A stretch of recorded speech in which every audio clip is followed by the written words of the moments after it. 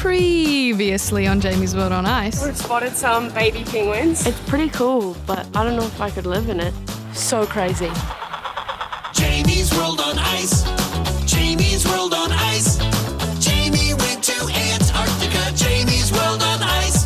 She saw penguins and a bunch of seals and a big orange bus with giant wheels. In a sweet puffy jacket, she looks real nice. Chilling and drilling out on the ice. That's Jamie's World on Ice. That one's really heavy. It's day 5 of our trip, and we're getting ready for our biggest adventure yet. Heading out to see a team of scientists who've been camping on the sea ice for 3 weeks. And there's some good news. So I don't have to pee in a bottle with my little device. They've bought a bucket with a toilet seat.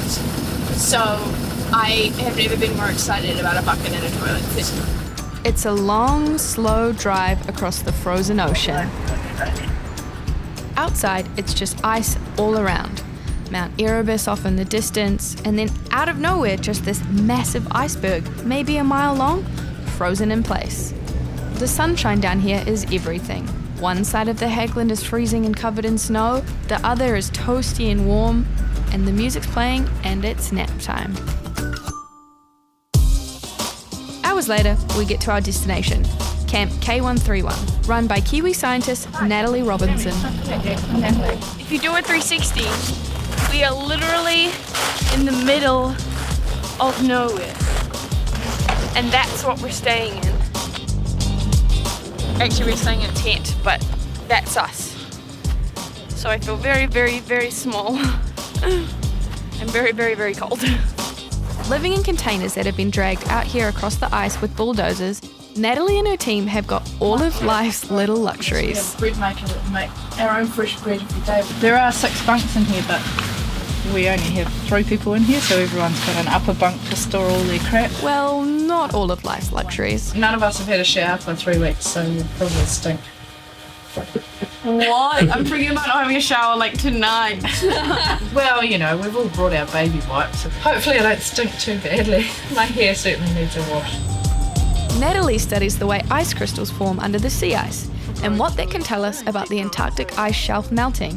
What we're seeing in the satellite images is that the sea ice is covering a bigger area. That could potentially be a response of more melting of the ice shelf. Natalie's work is part of a huge amount of science that's being fed into the supercomputer to help more accurately predict the impact of climate change back in New Zealand. This is Natalie's 4th trip here, so why does she keep coming back? One is that there's really interesting science to do because there's lots of things that just haven't had a chance to be done yet because so few people have been here. But also, you know, it's a really special place. It's an environment that you either have to adapt to or go home. We clearly adapted to the temperature.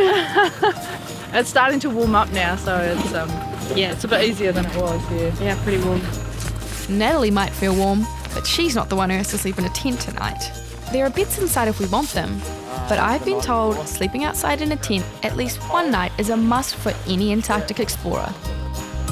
After taking half an hour to drill one hole in training, My hands like naked. this time the instructors have given me a massive drill, which is heaps more fun and a lot quicker. Easy. Quicker than I thought. Home sweet home, you know.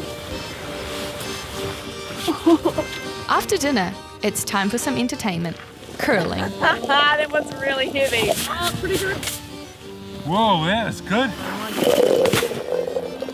Apparently I'm the 7th person to ever play curling in Antarctica, so, you know, I'm cold, but I'm having fun. And then it's time for bed. In a tent, on top of frozen ocean, in the middle of nowhere. So it's midnight right now, as you can tell by all of this darkness. The sun doesn't set in Antarctica at this time of the year, so it's just daylight constantly. I don't know if it's driving me crazy, but it's like I feel a bit off. I'm actually quite uncomfortable. I'm warm, but basically what I'm sleeping in is about 4 sleeping bags stuffed into each other like one of those like doll things. And this middle one, this fleecy kind of thing, it's so small, like it's sort of just taped my legs together like a mermaid. The sun is kind of warm, but I'm also kind of cold. And then I feel like I should be tired because I didn't sleep terribly well, but I'm not. I haven't showered. It's crazy. Antarctica is wild. It actually would have been okay, apart from one thing. My cameraman. You snore so loud. Do I? Yes. Oh, sorry. Oh my God. It's time to say goodbye to K131 and make the long drive back to Scott Base. Then it's time to pack our bags for good. It's gone by so quickly, but our Antarctic trip is almost over. It's literally been the weirdest experience, but the most like, what is it, like life-changing? Is that dramatic? Such a crazy opportunity. I was actually thinking it when I was in the souvenir shop. I was like, I'm never gonna come back here. Normally when I go to places, I'm like, oh yeah, like I might be back here, but I'll probably never get this opportunity again.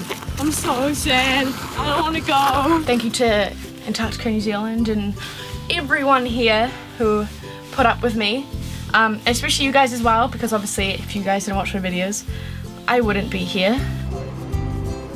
It's only been a week, but I've seen so many crazy things.